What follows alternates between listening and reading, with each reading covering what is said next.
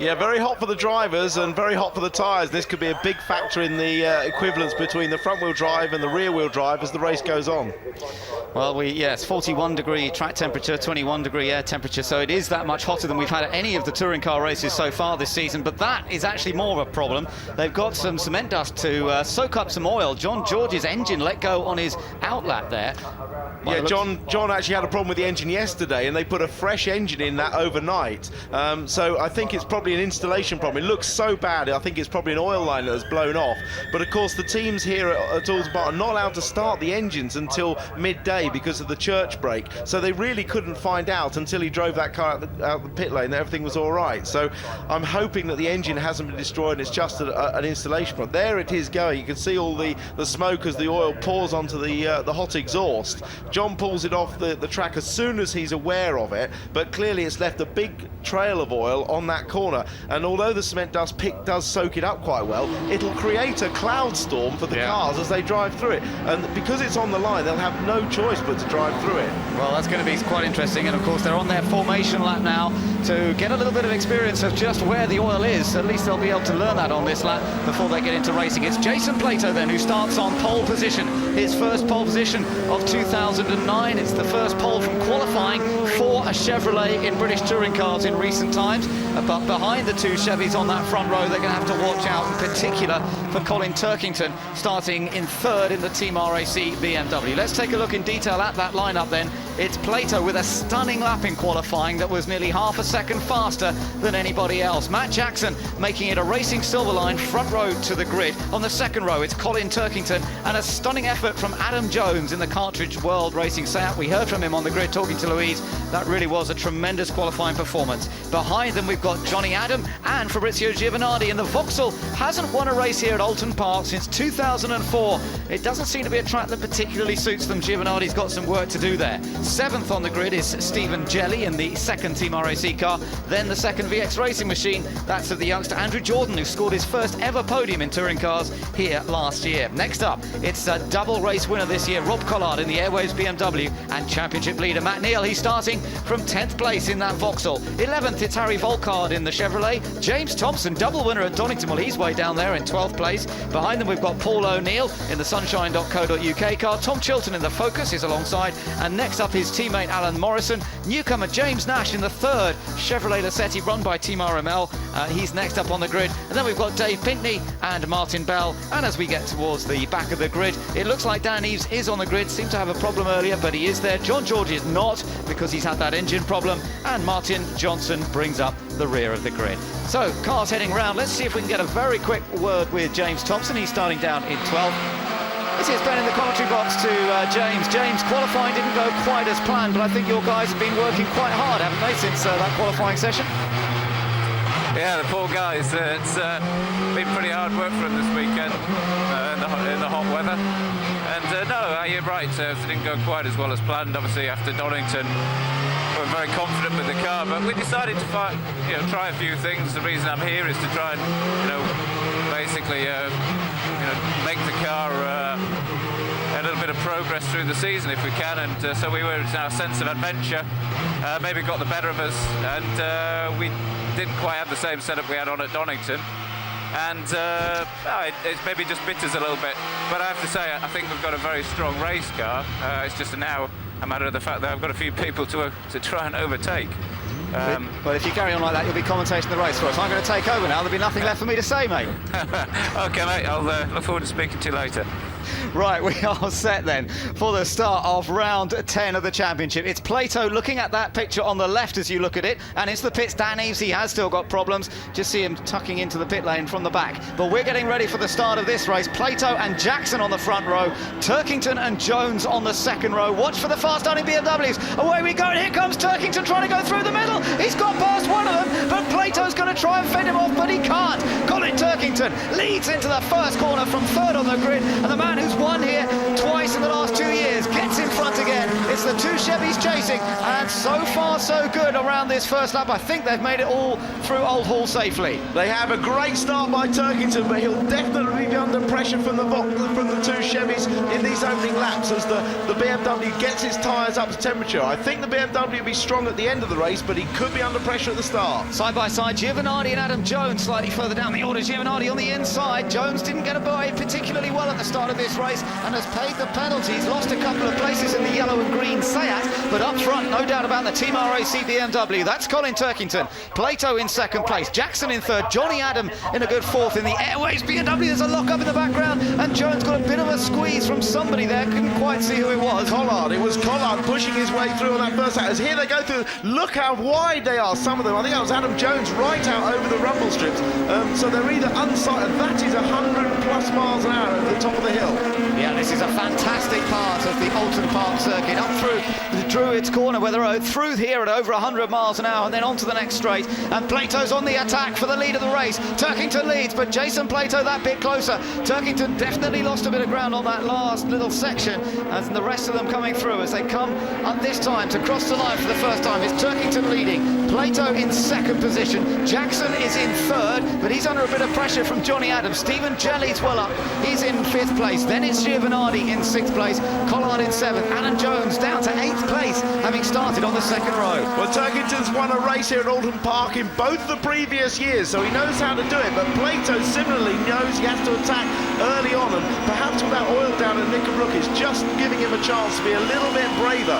It was Plato's 26th pole position of his BTCC career, so he knows his way around, and look how he gains under braking. Yeah, it's the first non-Vauxhall pole position from qualifying we've had this year, which is interesting. Chevy finally beating Vauxhall's stranglehold on that pole position, but he's definitely on the attack here as they come back down the hill into the first part of the chicane. The Hislops part is right and left, and then into the Knickerbrook section as they come out. This is where the oil is. This is where they have to place the car carefully. Look at them kicking up the dust, trying to stay off the worst of it, but Turkington gets through there. Behind them is still Jackson versus Johnny Adam, then Stephen Jelly coming up the hill, followed by Fabrizio Giovanardi, Rob Collard in there, and then Adam Jones. Giovanardi could be one to watch. He needs to score some points versus Matt Neal, and the championship leader at the moment is down in ninth place. Well, Giovanardi's had 4 podiums here in the last 6 races over the last 2 years, but never won a race here, as you said. But he has always been carrying more ballast. That's a good point, yeah, but he loves this circuit, and as you say, never having taken a victory personally, I think that's something he would want to correct if possible. And as we know, of course, Vauxhall pulling out of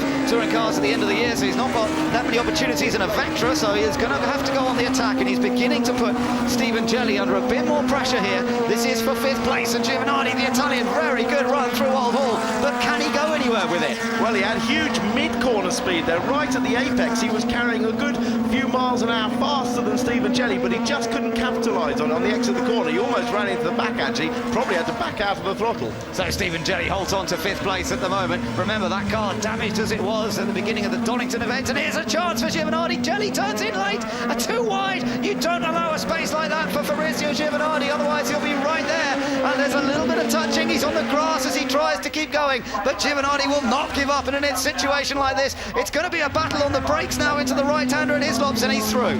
Yeah, he's through, with Collard looking to take advantage but not getting through.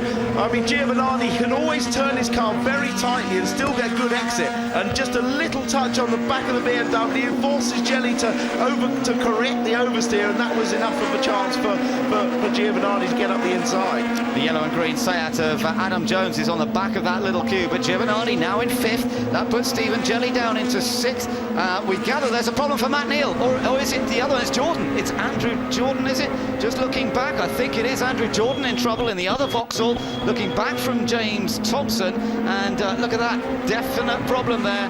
Well, I don't think it's a puncture, but it's definitely some bodywork seriously rubbing on the tyre. Look how it goes away there, but comes back the smoke when the wheel's under compression, so it's rubbing on the bodywork.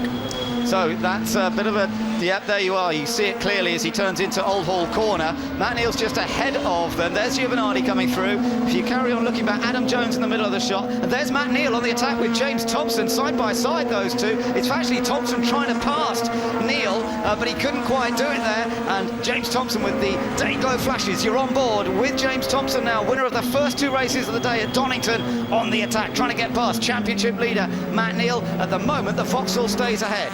Yeah, Matt Neal very defensive there into the island hairpin, as he had to be, and it's very difficult for the car following to actually gain much on the exit, because they both accelerate in unison, one after another, as they get round the corner, and that gives them a little gap on the exit. So down into Hislops they come. All line off, that's Harry Volkard in the Chevy Lacetti, the Temper Sport car.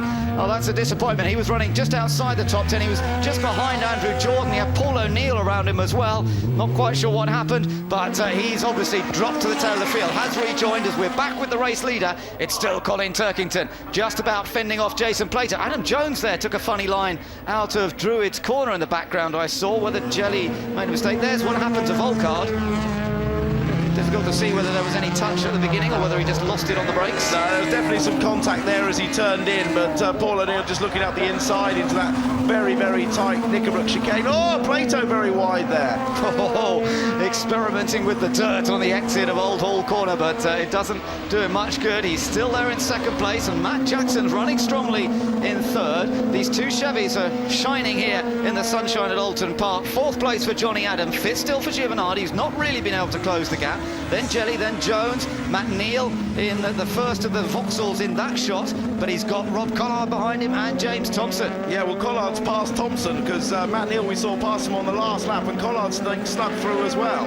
Yes, indeed. So Matt Neal has got past Collard himself, though. Look at this. This is going to be fun as Thompson tries to come back at the BMW, taking to the grass in his attempts. Now trying to squeeze down the inside. Oh, that's good stuff. Collard was being as aggressive as possible, but Tomo was having none of it. Well, they've got some new brakes on the front of that Dynamics Honda, and they certainly seem to be working there. He used them to the max. I wasn't sure when he initiated that whether he was going to haul the car up, but he stopped it perfectly. Yeah, that was great stuff. And after the suspension changes last overnight, I wonder if Tomo's feeling a bit happier with the car. Struggled with it, as we heard, in qualifying, but he's now got himself ahead of Rob Collard. Andrew Jordan still at the back of that group. Less tyre smoke now than there was, so maybe it's just worn a little groove in that left front tyre. Yeah, it's one little niche for the tyre to work. Hoping it's a case of, is he going to wear the body at work out fast or the tyre out fast? And he seems to have got away with it. Yeah, well, Plato is still on the case, though. Turkington hasn't got away. We're just a third into the race, and the front-wheel drive cars haven't suffered any tyre deterioration yet,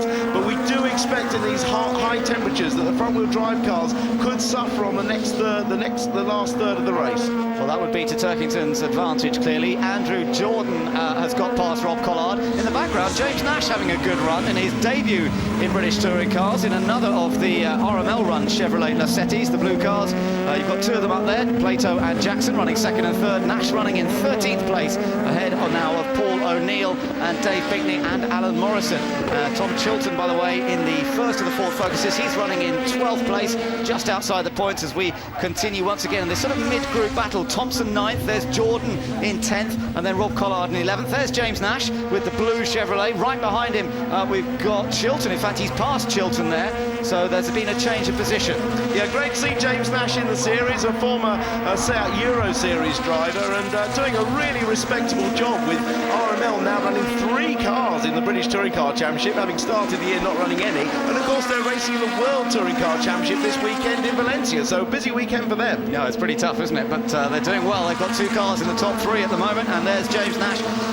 Pretty well, good representation from him, as you say, on his debut. He's raced in Formula Ford in the UK, he's raced, as you say, Seats abroad, but this is another level for him, and so far so good. He's ahead of Tom Chilton in that Ford Focus, which is making strides. It's getting quicker, but there's still some work to be done by Team Aon. Yeah, they've had another test at Pembrey this week, and they felt they make progress again, and in fact they're closer again on lap times on this a long and technical circuit, so they are definitely making progress. Battle between Jordan and Collard. They had a little bit of a coming together last time out at Donington, if you remember, and Andrew Jordan ended up with some penalty points on his licence. He wasn't the only one.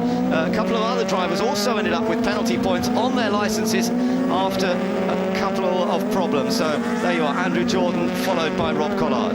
Yeah, now Collard was in front of James Thompson, so something's happened there to drop Collard back. If you remember, we saw he'd followed Neil through behind Thompson. So I don't know what's happened there with Collard, but he's dropped a couple of positions. That's right. Meanwhile, further back, still James Nash in the background. Through the chicane they come, and Andrew Jordan just working hard to keep Rob Collard behind him. Collard, of course, a dominant winner of the third race of the day at Donington Park, and like James Thompson, one of only two drivers that have taken more than one victory. Through up towards Druids they come. Meanwhile, in the pit lane, Harry Volcott has retired after that contact earlier with Paul O'Neill, and Louise has him to talk to. Harry, tell us about that incident. Was there a bit of contact there, or? Yeah, I don't know what happened without seeing it on the footage, but I turned into the chicane. I think maybe someone was inside me, and I ended up going round, and then I got contacted again. So it's one of those unfortunate things. I don't know. I haven't seen it on TV, so I'm not going to make any speculations as to exactly what happened. But you know, it's one of those things. Touring car racing, you get a bit of rough and tough. But it's unfortunate. I think we were getting into a good stride, and the car felt like we had good pace. I think it would have come on quite strong at the end of the race, but. You know, one of the things we'll have to live and learn. Cheers. Thanks. Thanks, Louise. So Harry Volcott out of this one, but we've still got some Chevrolets going well because Plato's still second. Jackson is in third place. This is Jordan versus Collard, which is still going on side by side, virtually on the approach into the island hairpin. And Jordan trying to keep it under control. The youngster in his first season with Vauxhall, of course, second season in touring cars. Last year he got that third place when he was driving the Honda Integra, run by his father's team, and his father Mike on the pit wall for him, talking him through what's going on here, no doubt, and hoping that he'll hold on to 10th place, keep that final point. Important as you go through the rest of the day to stay in the top 10. It always gives you a chance in that final race with the reverse grid. Yeah, that reverse race is so important for the grid, but you've got to be in it to win it, so a good finish in these first two races, very important. Up through Druids they come. Just look at the blue sky that we've got here at Oulton Park. The shadows, it is glorious, glorious sunshine, a beautiful day. And Collard still on the attack in the airwaves, BMW there. His teammate, by the way, running strongly in fourth place. Johnny Adam going very, very well in fourth. And that's good because he had a little bit of a disappointing time last time out, with more Thruxton than Donington, but still he'd be pleased to be back up there. And just to show you how things have changed with the dynamics of the tyre life, both Colin Turkington leading and his team RAC teammate Stephen Jelly set their fastest laps on that last lap.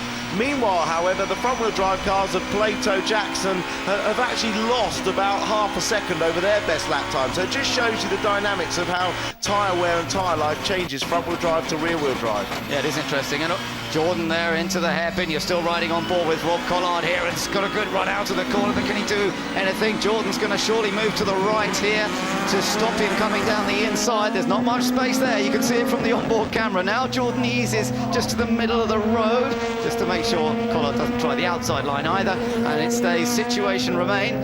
Fastest lap in this race, as you say, Tim, was set by Matt Jackson earlier on. That is a new lap record, by the way, a 1:28.106, beating Turkington's lap record from last year of 28.5, so that's good improvement. Yeah, but Turkington is able, as I say, on that last lap to lap at 28.2, only 1/10 of a second away, despite being into the race. And Jackson, who set that fast lap, is now doing a 1:28.6, which of course is that half a second away. Yep, so the BMW's definitely coming into their own as this race continues. We're on lap 10 out of 15, and we're on board with Collard again through Lodge Corner, dipping down, climbing the hill the other side to complete another lap. And Collard really having to think about this, using his racing brain. He's got one of the most experienced racing brains, all his years of racing on the oval tracks in hot rods before he switched to circuit racing, Rob Collard, and he's trying everything here. But the youngster Andrew Jordan, so far so good, is soaking up the pressure. Collard's going to have a look down the inside into Cascades. Good driving by both of them. Yeah, it was good driving. Jordan was very late on the brakes there because it looked like the door was open for Collard, but Jordan was very late and was still able to get his line and have a good exit. So much so he didn't need to defend into the hairpin. But it's going to take a little mistake or maybe a little shove from Collard to get through. Yeah, well, we've still got a bit of time to go, haven't we? Colin Turkington still leads this race. 9 laps completed. We're on lap 10. out of 15. Jason Plato still running in second, but this is the closest battle we've got in the top 10, or to be in the top 10. Andrew Jordan in the Vauxhall holding on to 10th narrowly from the Airways BMW of Rob Collard, and back on board with Collard we go. This is wonderful stuff up beneath the bridge as they climb towards that double apex right-hander coming up through this section, and it's very quick on the approach. A brief little bit of braking, you see the back end of the car sliding a bit over that second apex, and Jordan maintains his momentum. There's a fabulous corner, that one, and it sets you up for Lodge. And Collard is looking at the inside, but it's really just to try and distract Andrew Jordan. Look how much inside curve those cars are able to take. It hardly deflects the car at all. No, it's fantastic, isn't it? It's all down to some very clever damping, the shock absorbers soaking up the curves on the inside, and Collard maybe have a little think into Old Hall. He's harrying, he's trying everything just to unsettle Jordan's rhythm, but so far he's sticking resolutely to his line and staying in front in this battle for 10th. Yeah, it's a very close battle indeed. Jordan driving very sweetly, very smoothly, defending when he needs to. That was close, wasn't it? Very close. Great shots from the onboard camera sitting in the front bumper there of the Airways BMW. You could see how close he gets. Let's see how tight into the back of the Vauxhall he gets once again through Island Hairpin. And now he's trying to get the drive off the corner using his rear-wheel drive BMW. But look how evenly matched these 2-litre engines are. There's hardly anything between them, is there? No, the initial acceleration is just slightly better on the BMW because it puts the power down better. But then they seem very equal down the rest of the straight. The braking is very equal as well. Yeah, nothing to choose between them. That oil that was laid down earlier by John George's car, that's pretty much gone now. It's been driven over enough times to be worn away. Behind these guys, James Nash is still sitting in 12th place. We've got Paul O'Neill in 13th. Tom Chilton is running 14th. Just quickly run you through that top 10, by the way. It is Turkington leading, and this is a little battle that's opening up. This is for 5th place, and remember, Giovanardi in the Vauxhall there got past Stephen Jelly, but now, because the rear-wheel drive BMW is coming into its own, suddenly Giovanardi finds himself under pressure again. Yeah, I mean, on the lap previous to this, Jelly was over 3/4 of a second quicker. Now he's behind him. He's obviously lapping at a similar pace, but he certainly has the grip advantage at this stage. So the Vauxhall's definitely not in their element, I would say, here at Oulton Park. We're not seeing the sort of dominant pace that we have seen from them at some circuits like Thruxton. They're having to work hard here, and Giovanardi, look at the tight line. He's taking all the way down towards the hairpin. Make sure he doesn't leave the door open there for the BMW. Yeah, you could see through the windscreen. He was virtually putting his hand across the top of the steering wheel to grab a huge armful of lock to yank it round. And he took such a tight line around the hairpin. All he wanted was the inside line here, so that now when he comes down to his lobs and into Knickerbrook, he's got the advantage of track position, which he holds. And that's sensible driving from the double champion. Of course, looking for his hat-trick of titles this year, but that's proving to be a bit harder this season. Now, what's been going on here? Well, this is Collard up against Andrew Jordan, and a good save by Jordan. That perhaps ending as we thought it might, with a lunge up the inside. Yeah, well, they were so close, those two, but that is vital. That is for 10th place and 1 point. Meanwhile, the two Chevrolets are pretty close. Matt Jackson close to the back of Plato. Johnny Adam comes through in 4th. 5th is still the Vauxhall there of Fabrizio Giovanardi. 6th place for the Team RAC machine of Stephen Jelly. But look at these two Chevys, absolutely together now. Nothing to choose between Jason Plato and Matt Jackson. Turkington's got a 2.5 second advantage now, so the BMW is looking good up front, but 2nd place could still be argued about between these two teammates. Yeah, I'm sure that the team will be telling them to be sensible at least, but Matt Jackson seems to have at least the equal pace at this stage of the race of Plato, but I'm sure he won't do anything stupid. It's interesting to see these two, isn't it, in the same team together, because last year, of course, Matt Jackson snatched that runners-up spot at the very last race when it looked like Jason was going to be second in the championship, but Matt snatched it, and now here they are, teammates. Yeah, I mean, this is a fantastic driver combination. Two really highly talented guys, neither of whom were looking like they're going to be racing this year, despite having finished 2nd and 3rd in the championship. Yeah, it's good stuff, and now Jackson's really got something to measure himself against. Now, this battle continues as Stephen Jelly, obviously looking for a solid weekend after the disappointments of Donington. Adam Jones still running quietly in 7th, so a good result for Cartridge World Racing, although they'll be a bit disappointed after that stunning qualifying performance. And then behind Jones, we've still got Matt Neal running in 8th. James Thompson, he's up in the top 10, he's in 9th position. And Rob Collard, as we know now, he's in 10th. Jordan did survive that slide down at Cascades, he's in 11th.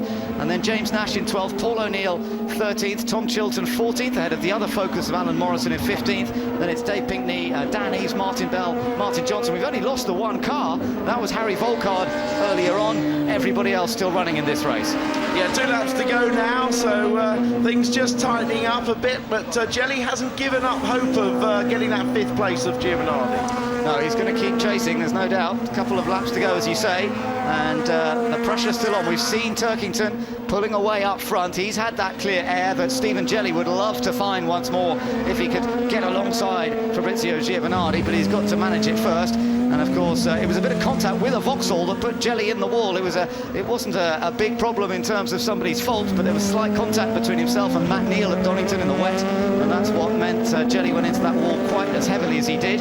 But the team have done well to build up a new car for this weekend. Well, I think it's testament to the structural strength and integrity of the body shell in the first place, and also to the West Surrey crew who rebuilt that car.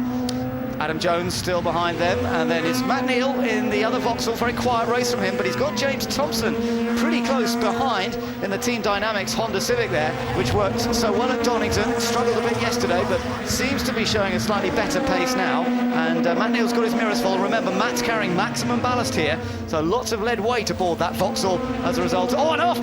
Oh, running wide, getting back on. It's one of the shifts. Matt Jackson from second. Matt Jackson from second place has run wide. Now he's got a puncture. Yeah, I was going to say, I'm sure that there'll be a reason, and he's got a puncture. Look at that. As we said, the very high tyre wear, especially on the left front. In these temperatures, it's almost like Thruxton conditions, but of course here we use the standard tyre. We don't use a special tyre here, and maybe they're going to have to look at slightly less camber on the left front for the next race. Well, it almost made it to the end because we're on to the last lap, but it just didn't quite make it to the very end of the race, and it means that Johnny Adam has moved up to 3rd place. Giovanardi is now battling for 4th with Stephen Jelly, so that's quite a significant improvement for Giovanardi by losing one of the Chevys up ahead. It's going to boost his chances of closing that points gap a little bit. And remember that Turkington here is currently 2nd in the points to Matt Neal. Coming into this meeting, Matt Neal is now in 7th, but Turkington's on for the maximum point score here. Yeah, and the RML crew would just be holding their breath to make sure that Jason Plato gets to the end as well, because he, I'm sure, is running a very similar setup. Giovanardi still busy defending from Stephen Jelly there, and Jelly can't quite find the space that he's looking for. Great battle in the Independent Teams Championship, by the way, between Team RAC and Airwaves, and Airwaves fractionally ahead coming into this meeting, but Team RAC have got the edge in this race, despite Johnny Adam looking at a solid 3rd place. Coming down towards Lodge Corner now for the final time, it's Colin Turkington, who took the lead from the 2nd row of the grid and has driven absolutely perfectly. It's his 3rd win in 3 years at Oulton Park. Colin Turkington takes victory for Team RAC. 2nd place will go to Jason Plato after a solid effort, but a worry for him at the end there. 3rd place, I think, is going to go to Johnny Adam. Yes, Adam crosses, and 4th is just Giovanardi from Stephen Jelly. Adam Jones comes home in 6th place. Matt Neals finishes 7th. Thompson in 8th. Collard finishes in 9th. And I think Andrew Jordan will end up in 10th place, despite that minor off earlier on, but because we lost Matt Jackson towards the end, Jordan gets back into the top 10, and James Nash a close 11th in the end, so a very good debut from Nash. But it's Colin Turkington there, Tim, who just drove away. Once the heat began to tell, he just eased away from those Chevys. A great drive by Turkington, one really from the start, that brilliant start off the line. The 2 Chevys in front of him couldn't close the gap early enough to stop him coming through, and then, as you say, he soaked up that initial pressure from the front-wheel drive cars until their tyres started to go away a little bit before his, and then it was really a matter of routine, just clicking off the laps till the end. Matt Jackson finishes the race in 19th place. He came in and changed that front tyre, went back out to make sure of the finish of the race, but that's a huge disappointment for Jackson, who really needed the points, and that is a bit of a blow to him. But it's Turkington who takes victory, his 15th career win in the British Touring Cars, and it's the 4th win for a BMW in 2009, and BMW's having quite a good record here at Oulton Park, as does Colin Turkington. There's the result then: Plato in 2nd, Adam in 3rd, then Giovanardi 4th, Stephen Jelly in 5th, ahead of Adam Jones, Matt Neal, the series leader, who's lost a lot of points to Turkington there, James Thompson in 8th, Rob Collard in 9th, and Andrew Jordan, who finished in 10th place. just outside the points. James Nash on his debut in another of the RML Chevys. Paul O'Neill was in 12th ahead of the two focuses of the Team Aon drivers. Then Dave Bickney, Dan Eves and Martin Johnson, and all of them finished the race, except of course for the Tempest Sport car of Harry Volkard. So the drivers just making their way down, round on this slow down lap. Let's just take a look at what it's done in the points, and I told you it was going to make a big difference. I hadn't realised it would make quite that much. 1 point now separating Matt Neal from Colin Turkington. That victory for Turkington absolutely crucial. Fabrizio Giovanardi in 3rd place now, so he's clear of Rob Collard. They were tied on points coming into this one, and Plato finds himself in 4th place. So it's still very little to choose between them, but Neal and Turkington separated by just 1 point. So into the pits the guys have come. Colin Turkington from Jason Plato and Johnny Adam, and let's just remember it's a very good result for Johnny Adam, the youngster in his first season of British Touring Cars, who's had a great winning record here at Oulton Park in the support championships of the Clios and the Seats. But let's get some reaction down there in the pits. Let's go to Steve.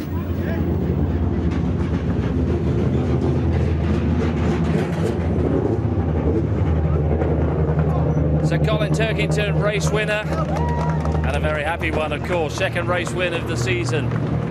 One on that first weekend at Brands Hatch, but this one's so important in terms of the championship. And it looked like Colin just about a perfect drive after the perfect start, certainly. Yeah, you know, the start made my race, and you know, that was my chance to get past Jason. He's a tough customer to get past on the track, so to do it off the line is fantastic, and all credit to my guys. You know, the car was running unbelievably well. You know, it was really consistent, so really happy for everybody. Team and running especially well as the race progressed. Yeah, that's true. You know, it's when you're out in the lead, you can think about things a little bit more, and you know, I was just thinking, you know, look after these tyres, and we did that, so the pace was great. Matt Jackson had a puncture. How tough is it on tyres out there? It's very tough, you know, even in my car, you know, the rear-wheel drive BMW, you know, the tyres do start to go away at the end, so, you know, you really have to think of it from the start and try and start managing it, so... And with Matt Neal having a quiet race, how important is this in terms of the championship as well? Yeah, it's good for me, you know, it's I'm trying not to focus too much on the other guys, you know, and just try and do my own thing. You know, that's a good haul of points for me, so that's the most important thing. So what do you expect to get from the rest of the afternoon? Well, hopefully more of the same, you know, a bit more weight in the car, but, you know, I don't think we need to touch it. It's running unbelievably well. OK, congratulations, Colin Turkington, our race winner. Let's get further reaction. Louise has got 2nd and 3rd. Jason, I think, with Louise. Standing here with Jason at the moment. Jason, it kind of got away from you at the start, didn't it? You know, I mean, we had a good race actually, and the car was very strong early on, and up to about mid-distance I had the legs of Colin, but the BMW off the start's a weapon, isn't it? And that's where they score, and you know, it was half a chance a couple of times to have a real dangerous lunge, but it's not the last race of the championship yet, is it? It kind of was a race of two halves in a way. I mean, you were strong in the early part, but the BMW really came into its own in the latter stages, didn't it? It did, and I kind of just thought, okay, Colin's not going to make a mistake. He looked like he was driving within himself, so I thought, well, do I keep pushing and potentially damaging a tyre or bending a rim or cutting a tyre, or do I say, okay, second's enough, and well, just stay close enough to see if he makes a mistake? But in the end, he, you know, I gave him a bit of space, really. Well, biggest challenge came from your teammate most of the way through, but in the end it was this guy, Johnny Adam, who has ended up in 3rd place. Congratulations. You said you had a funny feeling this weekend, didn't you? Yeah, delighted to get a podium for Airways BMW. Came from grid 5 to grid 3 to finish 3rd, and the car lost a little bit of performance there just towards the end, but we'll finely tune the car and hopefully we could show more pace in race 2. Were you confident that you would get a result this good? Yeah, really. Obviously from yesterday's qualifying, we were all confident within the team, and you know, I did say I wanted a podium earlier on, and we managed to obviously make that in race 1. Well, it bodes really well for the rest of the weekend, so we'll be keeping an eye on you. We'll be back with some Formula Renault action after this break.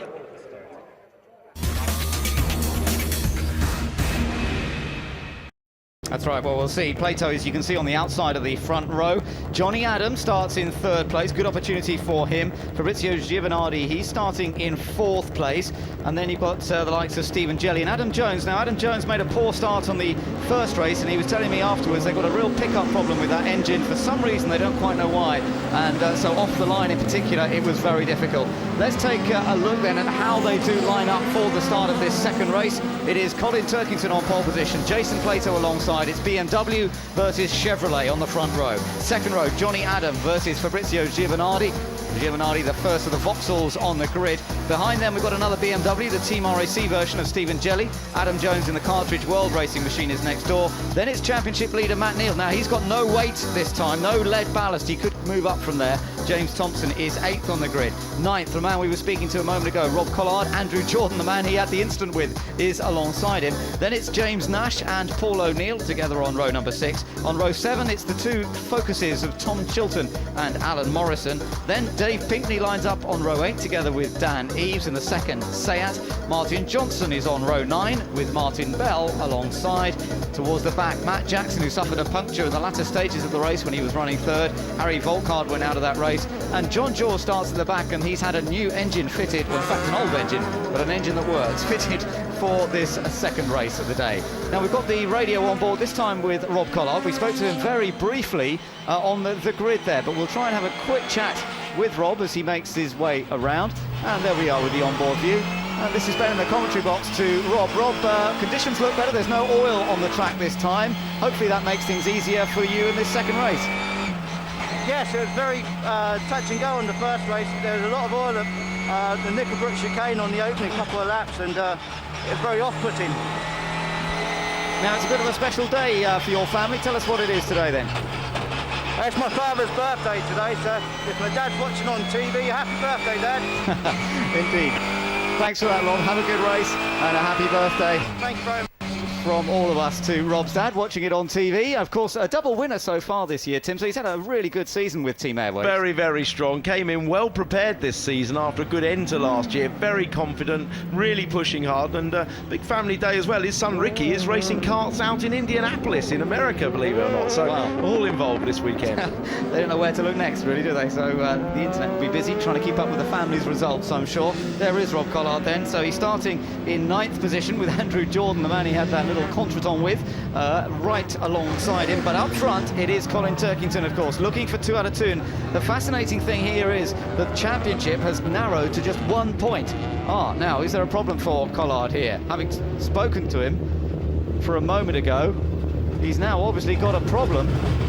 Now, I'm not going to interrupt him right this second because I think he's a bit busy there, Tim. I suspect he may have broken a drive shaft just doing a practice start there as they came up to the line, because there's no hint of it right up to the end of the lap when we were talking to him. So the drivers always spin the wheels up just coming up to the line. I guess he's broken a drive shaft. Right, we might ask Louise to find out about that one. Let's get ready for the start of the race then. Race 2 here at Oulton Park.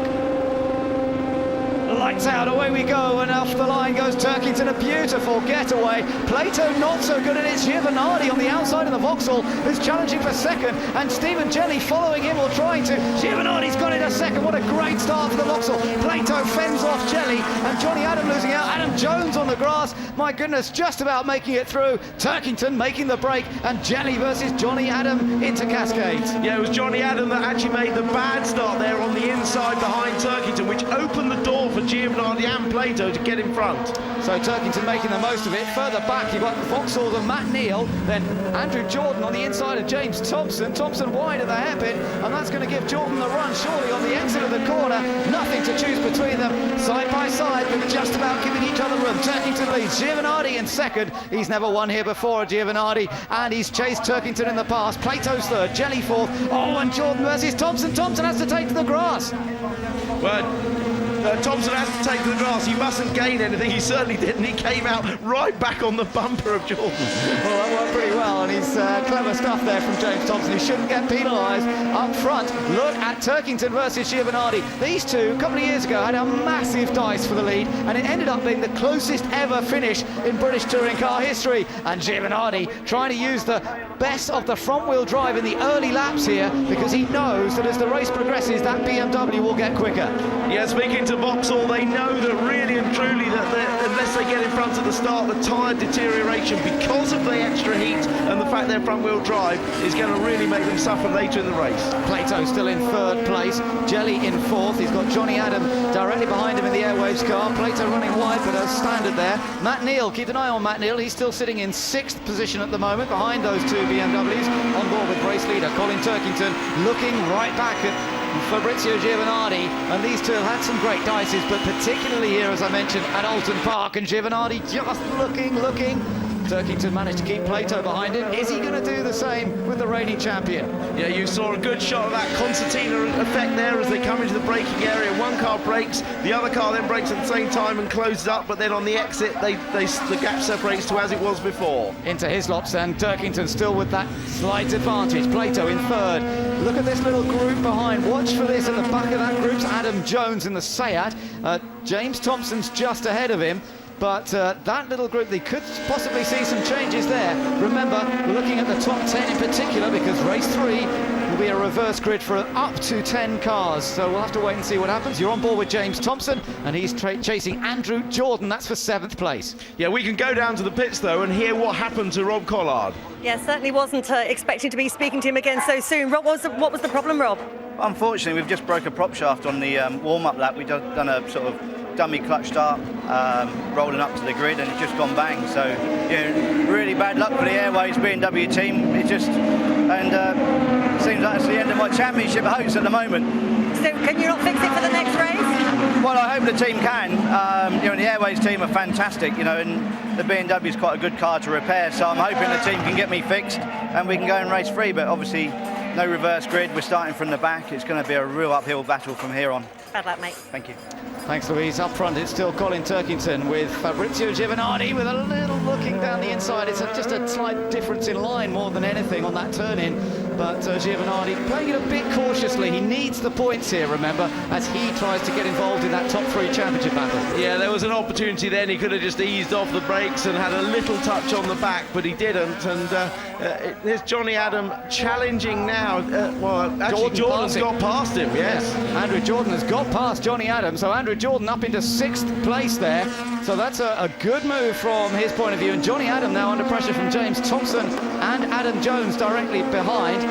Not much to choose between them at this stage. And through up towards Druids they come. James Thompson with the yellow flashes on the black Honda looking for a way. Now this is on board Thompson when they were down at the hairpin, and Jordan managing to sort of slip through, and there's a little touch but nothing much, and they had a great exit there. Yeah, I think what had happened was that Johnny Adam and Stephen Jelly had come together, and that allowed Jordan to get the run at them. You could just see it in front there. Right, so that was to Jordan's advantage. Up front, the top two have made a bit of a break, but it's Matt Jackson with fastest lap in this race, despite being all the way down in 17th place. Look at this lot. Paul O'Neill leading this group, and down the inside, Tom Chilton trying to make us Alan Morrison making a move. Tom Chilton's on the grass in the other Focus at the back of the group, and Alan Morrison making a good move there in the Team A on Focus and getting past Dave Pigney. Pigney's in there, so's Harry Folkard. James Nash is the one that they were all trying to get past. He's making his debut in British Touring Cars. He runs a bit wide. He's got the green flash on the windscreen of that blue Chevrolet Lacetti. He's new to the series, and he's finding that it can be pretty hard work in the midfield. Yeah, very close up front. Giovanardi still applying the pressure, but it was on lap 8, I think it was, in the first race when the BMW set its fastest lap, so it's starting to come into its zone. Yep, Turkington with the maximum ballast on board, remember though, so he's got a bit more lead to cope with this time, and that may have its own effect, but no, look, he is definitely beginning to open up that little bit of an advantage over Fabrizio Giovanardi, despite chasing hard. 3rd place for Plato, who's broken away a bit. Neil in 4th, Jordan now in 5th place. It's definitely a better race this for Vauxhall than the earlier race where they were struggling. Now suddenly the Vectras are beginning to become a factor here. They are at this stage, but don't forget we're only not even a third of the way into this race yet. Yeah, absolutely. Giovanardi quite close as they approach Lodge, but Turkington just keeping it under control so far as they flash over the line there. That's 4 laps completed. We go on to lap 5. Giovanardi with the fastest lap that time around. Yeah, very good lap, a 28.5. That's a quick lap in these conditions. Yeah, it is very warm. That's not to best effect for tyres and indeed for engines as well. It makes it a little bit harder work. These two are driving superbly well. You're watching, James Nash into the pits. He was part of that group battling just inside the top 10, but he's into the pits for some reason as the two leaders make their way around Island Hairpin once more. Don't forget, we saw this in the first race with Turkington soaking up the early pressure from Plato and then gradually easing away. Yep, he managed it then. Can he do it again this time? Plato's still up there in third place. Valuable points on offer. His great rival over so many years. Matt Neal sits in fourth place. A bit of a lock-up from Matt Neal. No weight on that car this time. Then it's Andrew Jordan who still leads up that group of Johnny Adam and James Thompson, and also joining into that is Adam Jones, of course. He's on the back of that group in the yellow and green Seat. Then there's a gap to Paul O'Neill. He's ninth. And Alan Morrison looking at getting his first point in a focus. We saw Chilton finish ninth last time out at Donington, but Morrison looking at his first point there. He's sitting in 10th position.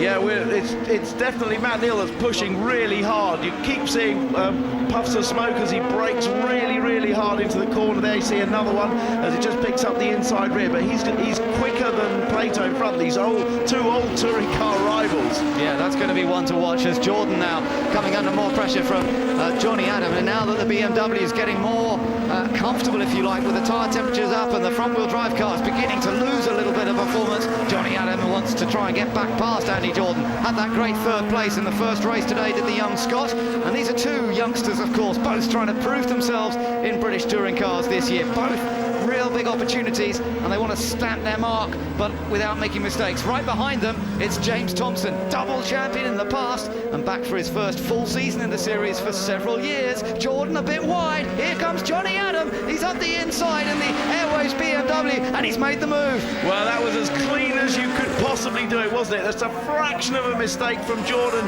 running too deep into the hairpin, and a nice clean pass by Johnny Adam without contact. Down into his lops they go then, and that was a very, very good move by Johnny Adam. Andrew Jordan, slight mistake. James Thompson tucked in behind. Then it's the Seat of Adam Jones, who was saying earlier how frustrating. He's got good speed through the corners, but when he gets back on the throttle, there's a slight hiccup in the engine, and it just costs him a fraction of a second every time. I hope they've got it sorted. Can't tell from here. We'll have to ask him afterwards. Yeah, and look at that. Matt Neal right on the back of Plato.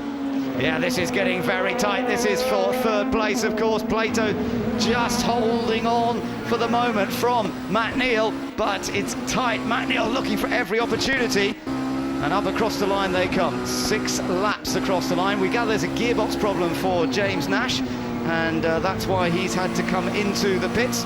But out of Old Hall corner, Jason Plato still managing to fend off Matt Neal. Down through Cascades, and Jason Plato with that third place. He just runs a wheel over the edge. That's where you've got to be careful. We saw a couple of people do that earlier on. I noticed in your race at one point, Tim, you put a wheel over the edge there. I didn't want to lift off and lose any momentum. You know, with my weight in the car, it takes a long time to get it back. Or a little touch from Matt Neal.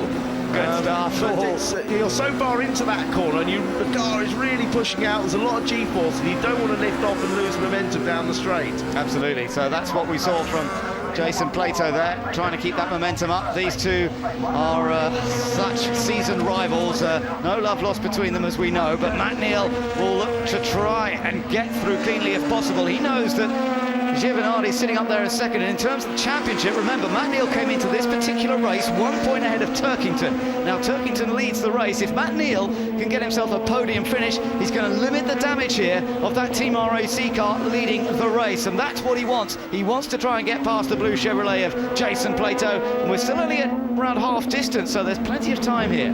Yeah, I just wonder if the Chevrolet team have just eased off a little bit on the setup of that car, bearing in mind the tyre problem that Matt Jackson had at the end of the first race.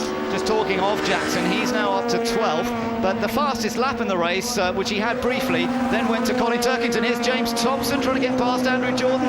Had a little think about making a switch back there, but it didn't come off, and Jordan holds on to what is 6th place. Thompson sitting 7th. Jones is 8th, O'Neill now 9th, Morrison is still in 10th place. No, that was a bit deep from Adam Jones. Don't think he meant to go in quite that wide, but I think he managed to just about stay on the tarmac. Yeah, look at the distance Johnny Adam there has put on Andrew Jordan since he passed him. He's now catching up that group of Plato and Neil. Yeah. And I think Johnny Adam looks like he's trying to atone for that bad start. He should have really been off like a rocket up behind Colin Turkington. Yeah, Jason Plato's really slowing it down here because he's turning in as tight as possible to stop Matt Neal getting past, and of course it's allowing Johnny Adam to catch them. There's Andrew Jordan trying to fend off from James Thompson with still half the race to go. You're on board with James Thompson on the Honda Civic, which was winning 2 races at Donington, but they're struggling a little bit more here at Oulton Park this weekend. They had a win with this car in the hands of Gordon Shedden last year. That was in race 3, but they just struggled a bit, particularly in qualifying, and put them on the back foot, and now they're trying to work their way further up the order, sitting in 7th at the moment. Yeah, Johnny Adam was half a second quicker than this pair on the last lap, and he looks like he's going to be at least another half second quicker on this lap. Wonderful dice this up front between Plato and Matt Neal. You can just feel them both trying to outfox the other, positioning, speed into the corner. All of it counts to the absolute finest degree between these two, because they're such high quality racers and each wants to beat the other so much. Yeah, but every time I watch Matt Neal, they come into the braking area, I'm waiting for that last minute jink out and a dive up the inside that he so favours. Yeah, and Plato will know, won't he? He'll be ready for it to a certain extent. He's had a great run through Cascades, but Plato knows it, so he holds that white line. You can see the cars almost hugging that white line down to the hairpin. They go side by side. Plato doesn't worry about that because he's got the inside line. There's nowhere for Matt Neal to go. He went across the inside of the grass though. Didn't allow Matt Neal an opportunity to cut back, although he's left the door open now. He must feel he's got enough straight line speed not to do it. But look, Johnny Adam is just marching up to the back of them. Yeah, this is fantastic for Johnny Adam, who in the BMW, the Airways car right behind him, is just saying, you carry on fighting like this, boys, and I might get both of you before the end of the race.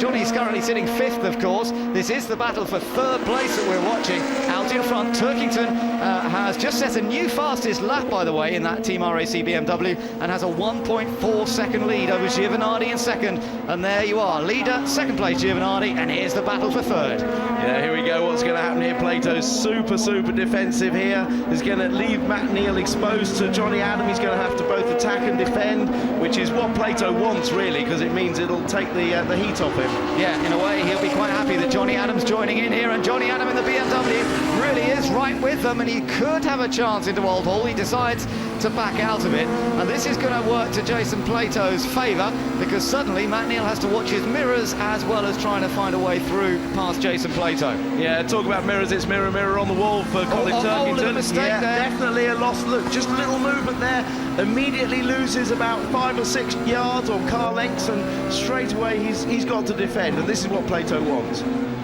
So down into the hairpin they go, in tight, and Plato just controls it once again. And Johnny Adam couldn't quite find that momentum that he needed to finish the manoeuvre off all the way down to the hairpin.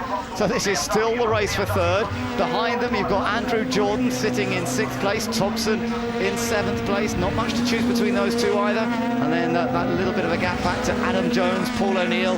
Matt Jackson, by the way, has got into the top 10 now. So Alan Morrison's been squeezed out of that top 10. And Matt Jackson fastest early in the race, but now working his way up the order. Yeah, I was going to say it's exactly the same as the first race. Mirror image, in fact. Colin Turkington setting his fastest lap on lap 8. There he is, and he's now pulled away by some 2 seconds. So our leaders up front, Turkington with that 2-second advantage, Giovanardi in 2nd, Plato taking the narrowest line I've virtually ever seen into Lodge Corner, unless somebody's actually making a lunge up the inside, but it's enough to stop Matt Neal coming past him, and that's all he's worried about. Here we go again, these 3 cars cross the line, 10 laps have been completed, out of the 15, we go on to lap number 11, and it's still a wonderful tussle, thinking all the time, how can I just get a bit more speed out of this car, with Johnny Adam right in there, getting a bit of a masterclass from 2 of the best in the business. Yeah, this won't do his learning process any harm at all, just to watch these 2 old protagonists duel it out. That's right, maybe he should just sort of sit there and watch to see what happens next, but I'm sure he will take advantage if he can. He's a racer. Matt Neal again just locks that inside tyre, but maintains control of the car beautifully to stay welded to the rear bumper of Jason Plato. Plato's Chevrolet. It's great to have Chevrolet in the series this year, Tim. And, you know, the performance we're seeing, we've had a victory each for Plato and Jackson. Look at this sort of solid performance that they're putting up against cars that we've seen in the series for several years. A wonderful addition into British touring cars. Definitely, and you know, the variety really adds to it, and having a class driver like Plato and his teammate Jackson in it really adds to the championship. It's just what we need, and Vauxhall are probably not the most happy about them coming into the championship, but it's really adding to our entertainment value. Yeah, mixing it up. We've had 7 different winners so far this season, of course. Colin Turkington has won 2 races this year, and he could become the first driver to win 3 races. If he carries on where he is right now, he certainly will be. Meanwhile, we're still watching this battle for third, still inches apart. Plato and Matt Neal, and look, can Neal this time do anything? I don't think he can. There's nowhere to go because Plato just positions the car so accurately, there's no chance of getting past. Very, very close. I mean, they're very equal on the straight, clearly very, very similar. It just comes down to driving a really neat, tidy defensive line where necessary. Surely somebody's going to make a little mistake somewhere. We saw a little error from Matt Neal here a lap or 2 ago. No problem there. That time the car tracked beautifully through the corner, doesn't run too wide, and now down to the hairpin again. Plato doesn't have to be quite as defensive this time. Is there a nudge? Oh, it's tight. He might have just touched him that time. Yeah, there was definitely a touch there. Well, that's actually let Plato get away. Matt Neal backed out of that so as not to spin him round, and has left him vulnerable to Johnny Adam while Plato sprints away again. So Matt Neal's behaving himself because there was a chance to clout Plato quite hard there, but there was a slight touch, and in the end, as you say, he backed out of it and lost himself a length. But look how quickly he closes back up. Thompson in the background puts a wheel over the curb, but doesn't make a mistake. Paul O'Neill still down there in 9th place in the older Honda Integra, of course, and Matt Jackson still sitting in 10th position. Yeah, I mean, this is great psychology here because Plato knows that Matt Neal has got to finish. He knows he's, well, 1 point behind in the championship, but he's going to be a bit more over Turkington wins. But he knows he needs to finish this race, and he won't either take a risk that could end up in a judicial procedure or ends up in an accident. So he can just really bottle him up. Yeah, no, he's working that to his advantage across the line. 12 laps completed, onto lap 13 now. Wide line there, turning in from Plato, and off's gone Jackson.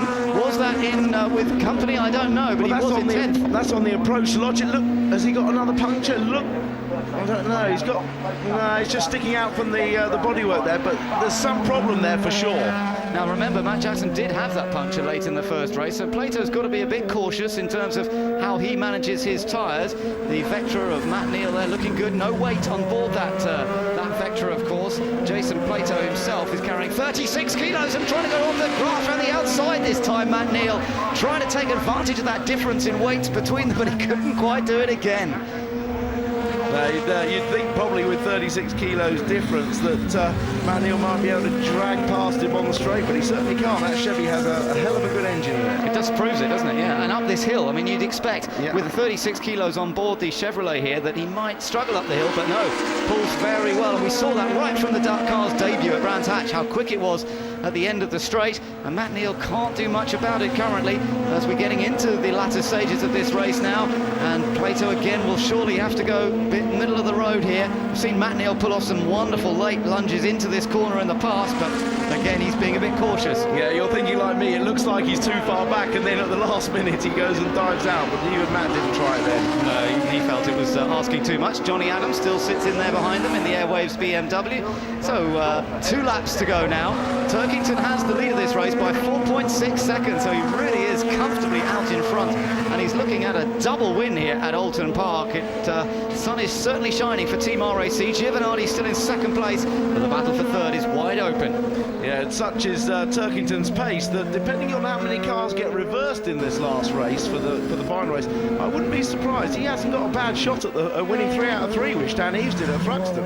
Yeah, that would be interesting. We've look at the 2 of them rubbing again. Door handles once more. We're on board with Plato. Matt Neal's still not quite there, and Plato's so confident in that straight line speed that he doesn't cover. You're right, he doesn't cover that inside. That shows you how much confidence Jason has in the engine power of the Chevrolet, and the Vectra's got a good engine too, so it just goes to prove, doesn't it? BMW's staying in there pretty well after Johnny Adam. He's looking at a 5th place finish, and behind them the other group with Jordan, with Thompson behind him, then Adam Jones, Paul O'Neill still sitting in 9th. Alan Morrison is back in 10th because, of course, we lost Matt Jackson, didn't we, a little while ago. So that brings the Team Aon Ford Focus back into the top 10. Dave Pinkney is in 11th place. Tom Chilton is in 12th place. And Matt Neal again thinks about it. Oh, taking to the grass. It's all going to get close, isn't it, on this last lap? And he's only got this lap to go now, and he's running out of opportunities, but he wants to try and keep it clean. He wants to get the move done. Plato turns it to Old Hall. Final lap then for these guys. Is there going to be a change? Look at that lead that Colin Turkington has. Massive. Well, just to give you a comparison, Colin Turkington's last lap was well, in fact, he last but one lap was only half a second off his very best lap, whereas Giovanardi's was a second and a half off. So a second extra in deterioration in the front-wheel drive car's performance at the end of the race. Into the hairpin for the final time. Oh, there's a nudge, there's a bang, there's a little bit of bumper gets removed. Johnny Adams still trying to get involved, but Plato's still there in 3rd place. Can he hold on for the remainder of the lap? Down the hill they come. The bumper starts flapping as a result of the accident there at the hairpin. It comes off just the corner of the bumper. That shouldn't hurt him too much. Matt Neal still trying everything, still applying the pressure, but he's running out of time here. There's really only 2 opportunities. To be honest, only 1 opportunity. That's the final corner if he gets to run through this next section. Yeah, well, he's got a little bit of time to make up through Druids here. There's going to be who's the bravest through here. Matt is closing a fraction. He needs a really, really good exit. Looks like he's going to get it as well. Down towards the final turn. Turkington takes his 3rd win of the year. The first 3-time winner of 2009. But it's the battle for 3rd that we're watching. Giovanardi's going to finish in 2nd place. Here comes Matt Neal. It's going to be a run to the flag between Jason Plato and Matt Neal, and it's Jason Plato. Johnny Adam might take 4th on the line. I don't think he did. Wow, Jason Plato holds on to 3rd after a race-long rub-in with Matt Neal. Wonderful between 2 champions of the past. Jason will love that, I'm sure. Matt will be a bit frustrated, but still vital points for Matt Neal. He didn't want to throw them away, but Turkington, with that victory, Tim, would have taken the championship lead. Yeah, consummate victory. Don't want to say I told you so, but it really did look on the cards from the start, as long as he made the getaway, which he did, and it really paid out exactly as we thought. Soaked up the early pressure while the Vauxhalls still had, well, Giovanardi still had a good time, and then just drove away. Good drive by Giovanardi. I think he knew he couldn't beat Turkington over the race distance, so he settled for 2nd. Plato, the battle for 3rd. A great battle, a real interesting tactical battle with positioning on the track and a little bit of guile and racecraft, and a great battle. Yeah, this was some of it. This was the last lap. Take a look at this again. Well, right tight into the hairpin. Contact, but both of them just getting away with it. Surprised Johnny Adam didn't get a better run at them, actually, as a result of that. But the bumper eventually came off, and then there was a little bit more contact into the final corner. And I think Jason was relieved to see the checkered flag. I think he was. It was very, very close. Great stuff, though, and very, very entertaining between those 2. But it's Turkington who takes the score, and with the extra point for fastest lap, that's truly going to help his championship aspirations as well. Let's take a look at that result then. Turkington the winner from Giovanardi and Plato, with Matt Neal having to settle for 4th. Johnny Adam up there again in 5th. Andrew Jordan in 6th, holding off James Thompson to the flag. And first points of the season for Alan Morrison for Team Aon for his car. Good news to him. 11th just outside the points, Dave Pinkney. Then Tom Chilton, Dan Eve, Stephen Jelly, Harry Volkard, Martin Johnson, Martin Bell. Matt Jackson was out of luck. He got into the top 10, but then problems. James Nash didn't finish, and of course Rob Collard never even made the start. So on a bright sunny day here at Oulton Park, it's looking very good for Colin Turkington, who now takes the lead of the championship. That's the first time this season that Matt Neal has not been leading the title battle. Giovanardi there sitting in 3rd, Plato in 4th, and those 4 guys you've really got to think are the main challengers for the championship in 2009. Collard in 5th, out of luck as he said, and you could hear the disappointment in his voice as he realised that non-start was very, very painful. Thompson's up there in 6th, ahead of Jones, Adam, Matt Jackson and Andrew Jordan.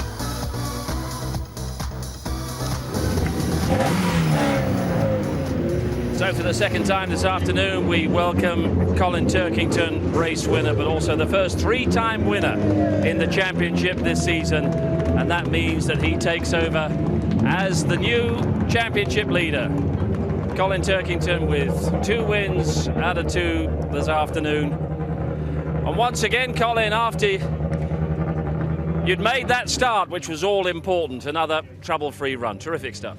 Yeah, it was great. You know, the start's vital. You know, it's such a big part of the race, and you know, Johnny Adam was my biggest threat because he's in a BMW, but I got away really well, and surprised to see Fabrizio, you know, right behind me, and he really was hounding me in those first few laps. But about 6 laps in, you know, my car just continued going, and had no signs of slowing down, so just keeping the head down and pumping the laps in. And that must be a wonderful feeling when you got a cushion like that. What about 2 wins out of 2 and the new championship lead?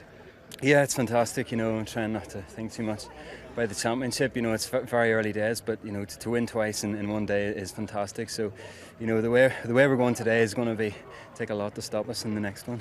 You knew the BMWs had an advantage around here, but you also had to take advantage of that. Yeah, it's you know, any race win is never easy. You know, even especially when you're in the lead, you know, you have to concentrate so hard. You know, especially with guys like Fabrizio behind you. One mistake and he's on you. So really delighted with that one.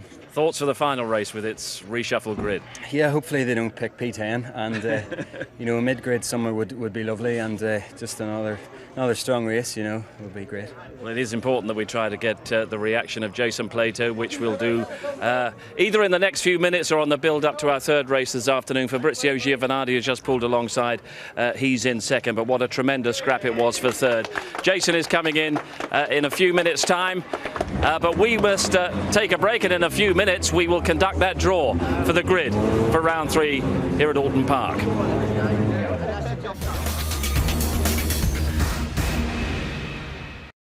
And of course they're on the inside of the first corner, and you can get hung out to dry by going around the outside, and it wouldn't be a surprise to see one of those Vauxhalls out on the grass.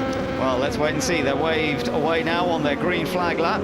James Thompson leads them away. Andrew Jordan getting plenty of tyre smoke there as he tries to get some heat and temperature into those front tyres, and the rest of the grid just managing to move away, I think. Don't think there's any problems there, and right, these guys are getting away, so gives us an opportunity then to take a look at the grid in a little bit more detail. It is James Thompson on pole position then in the Team Dynamics Honda Civic. Andrew Jordan's alongside him in the VX Racing Vectra. Next up, it's Johnny Adam in the Airwaves BMW, and Matt Neal in a second of the Vauxhalls. Jason Plato, he starts on row 3 in the Racing Silverline Chevrolet with Fabrizio Giovanardi next door, and Colin Turkington, winner of 2 races today, starts 7th with Adam Jones alongside in the Seat. Paul O'Neill is next up on row 5 with Alan Morrison in the Ford Focus, and then Dave Bigney in another Team Dynamics Honda. He's got Tom Chilton next to him in another Focus. Dan Eve starts on the 7th row, still those pickup problems in the Seats. Stephen Jelly with plenty to do from that 7th row as well. Row 8, Harry Volkard and Martin Johnson. Martin Johnson in the Astra Coupe, the older car. Martin Bell and Matt Jackson make up row number 9 of the grid. Matt Jackson hasn't had a particularly productive day today. James Nash, another of the RML Chevrolets, he starts down on row 10 with Rob Collard, and he had that prop shaft failure at the start of the previous race. And John George brings up the rear after a bit of a tough day for him as well. So plenty of drivers out there who want this final race of the day to work. And look, there's a bit more oil down again. Yeah, they've had to face all sorts of track conditions today, haven't they? But they put plenty of cement down, and I'm sure it'll be okay. Right, let's see if we can get a quick word with James, our pole position man, and see what he's got to say for himself. James, this is Ben up in the commentary box. So you've got pole position. Can you hold on to it? That's the question in this one. Well, I'll be doing my damnedest, Ben, that's for sure. It's always nice to start at the front of the grid and see nobody in front of you to the first corner, but just need to make sure we keep it that way. Obviously got the fast starting BMWs behind us, and need to make sure Mr. Jordan doesn't get alongside me around the first corner and try and do me into clearways. So yeah, it's pretty interesting, I would have thought, this last race.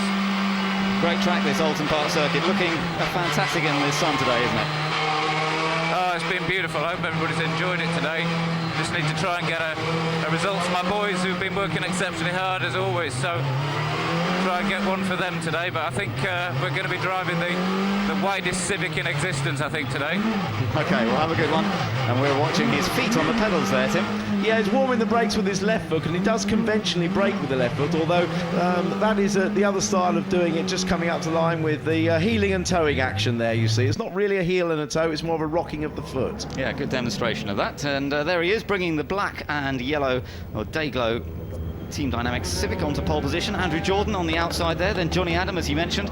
That is the potential threat from the second row, of course, with the rear-wheel drive BMW getting off the line. And on that same side is, of course, Jason Plato in the blue Chevrolet. Then you've got the orange Team RAC car of Colin Turkington. Let's see what he can do from 7th on the grid. He's had 2 victories so far today. It's asking a lot to go for 3 wins. It's only ever been done once before under these current regulations. But let's see what happens here, as we are all set now for the final touring car race of the day at Oulton Park in Cheshire. Lights on, lights out, away we go, and Thompson does light up those front tyres. Lots of tyre smoke, gets away reasonably well. Andrew Jordan's going with him. Johnny Adam is trying to squeeze through, but he can't get the lead. What he will try and do is take second from Andrew Jordan, but Jordan's got it on the outside, and they're followed through there reasonably sensibly by the others. Watching out for the 2 Team RAC cars. Turkington attacking Giovanardi, but it's Thompson who's made the break, Tim. Yeah, he's made an excellent start. Did get some wheels of him, but still managed to hold on to it. In the background, I was watching Turkington. He did get around Jason Plato. Yellow flags down at Cascade. Someone's gone off there. Didn't quite spot who it was. Martin Johnson is one of them. And the Team Boulevard car fires back up again. He's back in the race. It's Thompson leading, Jordan in second, Adam in third, Matt Neal in fourth, Giovanardi is in 5th place. Vauxhalls are looking pretty strong here. They've had a tough day. Then it's Colin Turkington, then Jason Plato. So Plato lost out. Thompson too deep into the first part of the chicane there. Might have lost a bit of time. Well, we saw him in the second race go straight on there, and he very nearly did the same thing again then. Yeah, he did say that brakes had been an issue, didn't he? He told you that, and certainly he backed that up earlier on today, but he's just about stayed in front. You've got Andrew Jordan in second position, Johnny Adam in third. Now he's just got to settle into the pace here, try and get a feel for the car and see if he can defend. Andrew Jordan already moving out of his slipstream, looking for any opportunity, but he's got to watch his own mirrors, because Johnny Adam in the BMW's right there as well. And remember, that BMW will only get quicker as we go deeper into this race. Yeah, Johnny Adam needs to just hang on to these 2 for a few laps until he gets his tyres fully up to temperature and they start to slow down, but he's right in the mix at the moment. Very close battle for the lead. Yeah, it's good stuff. And Matt Neal and Fabrizio Giovanardi are on the back of this group as well, so it's becoming a 5-way battle for the lead. This is great stuff. James Thompson last won here at Oulton Park back in 2003. Seems like a while ago now, but of course it's his first full season, proper season in BTCC in some ways since 2004. He drove for Seat for some races, but not a full programme, and now he's defending from Jordan. Andrew Jordan's got a little think about the inside, but there's a tiny nudge, a little tap just to say, I'm still here, I'm still watching you. Yeah, unfortunately that little nudge, all it does is accelerate Thompson away and leave Andrew Jordan falling into the clutches of Johnny Adam. Yeah, it does, and he's in a bit of danger there, but it allows Thompson to get his braking right this time into his lot and through the Knickerbrook chicane, and the rest of them follow through. It's Jordan in second, or Johnny Adam clips the curb, but he's all right. Matt Neal in fourth, Giovanardi in fifth.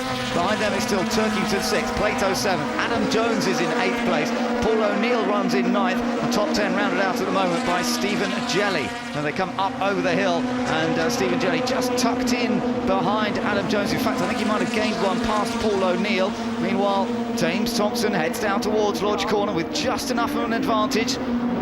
Well, usually the third race is the one that causes all the upsets. So far, it's all been fairly well behaved, but we've still got a long way to go. Rob Collard, he's come up pretty well. He started towards the back, but he's up to 12th, I think, now.